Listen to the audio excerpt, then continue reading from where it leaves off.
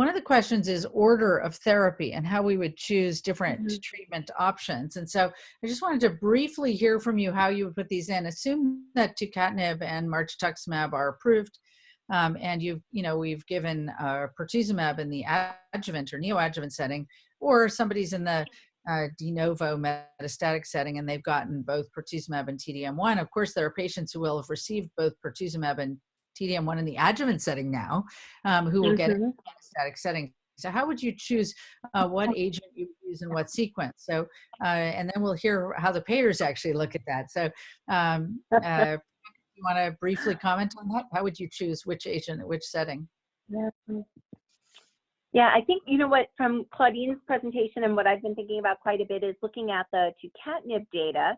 I mean, obviously we'll need to see what that label looks like and what line we'd be looking at, but the fact that that benefit is there and it's an overall survival benefit, not limited to patients with brain metastases, but really anybody with that prior exposure, HER2 positive disease, at least third line. I lean towards the tucatinib, although remembering that's in combination with capecitabine, in combination with traz.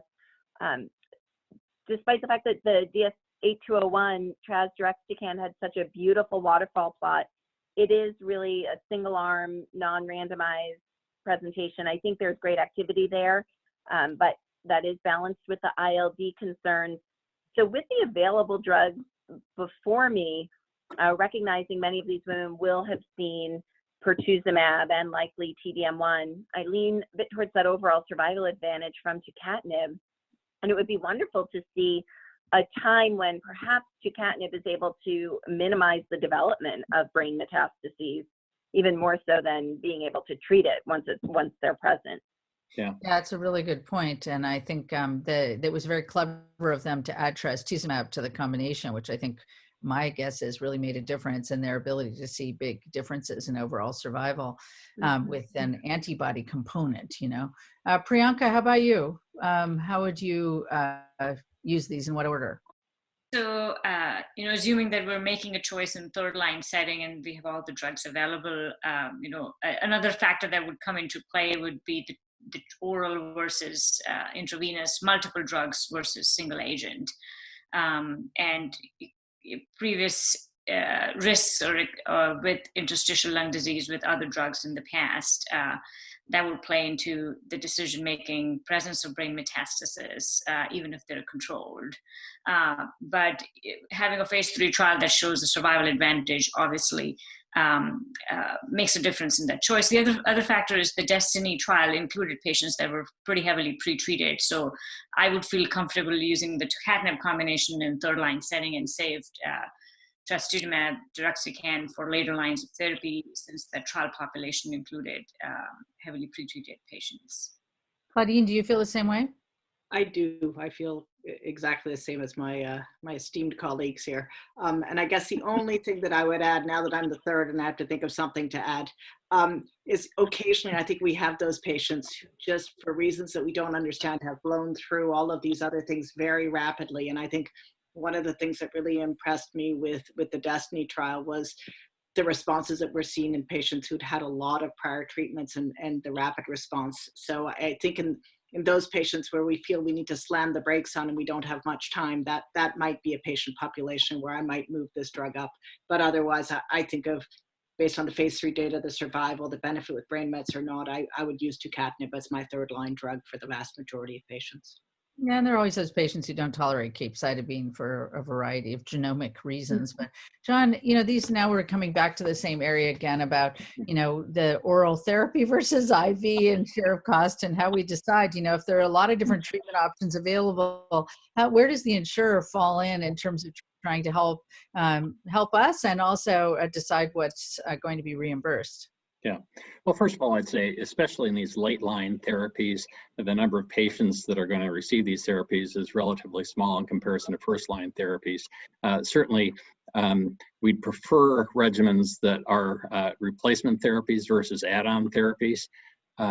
So instead of a 3-drug versus 2-drug, a 2-drug versus 2-drug. I was particularly interested in the HER2 climb study with tucatinib This is very reminiscent in the non-small cell lung cancer space, where osimertinib, which is a second or third generation TKI for patients who had EGFR mutations, not only treated brain mets, but also reduced the likelihood of development of brain mets, and was subsequently approved as first-line therapy. And we'll see if tucatinib makes that same progression from third line to earlier line therapies.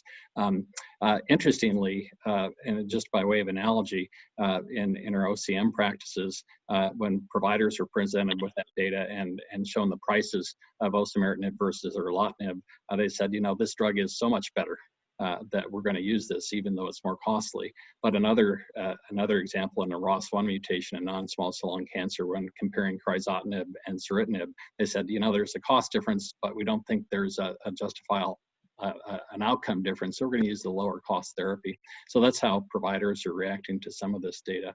But I think, again, to go back to your question, I think payers are going to, as long as it's being used in consistent with the FDA label and the NCCN guidelines, there's going to be access to these therapies, especially given the fact that most of these drugs, because they're new, don't have long-standing data. So we're going to defer to the oncologists in deciding which ones to use. Of course, that's very, you know, music to our ears in many ways. But yeah, I mean, frankly, we can't even pronounce the names of most of these drugs, let alone decide where to use them. So I think we're going to defer to the NCCN guidelines. And unlike most guidelines, the NCCN guidelines are kept very up to date. We practice names all the time. So this has been a really interesting discussion. I think highlighted some of the tremendous advances that we've seen in HER2 positive disease. And of course, we're all very interested to see how this moves into the early stage setting and how some of the very active drugs move earlier in the course of therapy to try and, you know, sort of reproduce what we saw when we first started using trastuzumab, where we were curing patients with incurable disease.